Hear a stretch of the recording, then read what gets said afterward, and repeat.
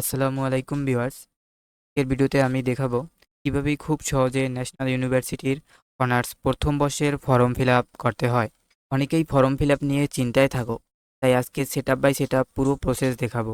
ভিডিওটি শেষ পর্যন্ত দেখো।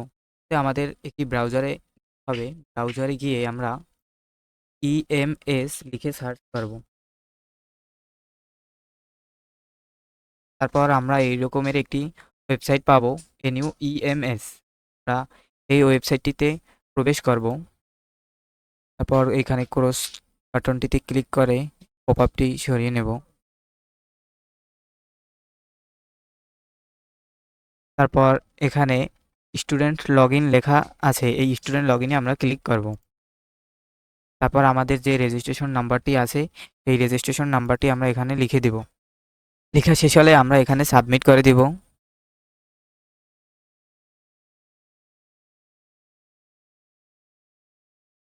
সাবমিট করার পর আমাদের এখানে নাম এবং রেজিস্ট্রেশন নং দেখানো হবে।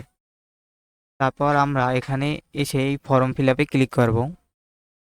ফর্ম ফিল আপে ক্লিক করার পর এই যে এখানে অ্যাপ্লাই নাও আছে, আমরা এই অ্যাপ্লাই নাওতে ক্লিক করে দেব।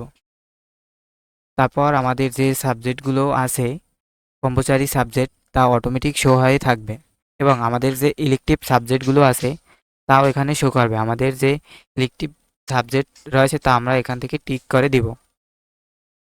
তারপর আমরা এখানে আমাদের ফোন নাম্বারটি দিব। ফোন নাম্বারটি দিবার পর এখানে সাবমিট বাটনে ক্লিক করব। ক্লিক করলেই আমরা এরকমের একটি ইন্টারফেস আসবে। এখানে আমাদের এই যে অ্যাপ্লিকেশন ফর্ম, এই অ্যাপ্লিকেশন ফর্মের উপরে ক্লিক করলেই আমাদের অ্যাপ্লিকেশন ফর্মটি ডাউনলোড হয়ে যাবে।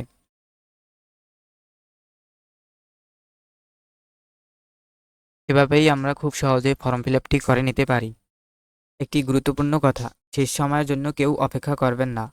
সার্ভার প্রবলেম বা ভুলের কারণে পরে ঝামেলায় পড়তে পারেন, তাই এখনই ফর্ম ফিল আপটি করে নিন। ভিডিওটি ভালো লাগলে লাইক দাও, বন্ধুদের সাথে শেয়ার করো, আর এমন ন্যাশনাল ইউনিভার্সিটির আপডেট পেতে চ্যানেলটি সাবস্ক্রাইব করে পাশে থাকা বেল আইকনটি অন করে দাও। ধন্যবাদ সকলকে। ব্যাস।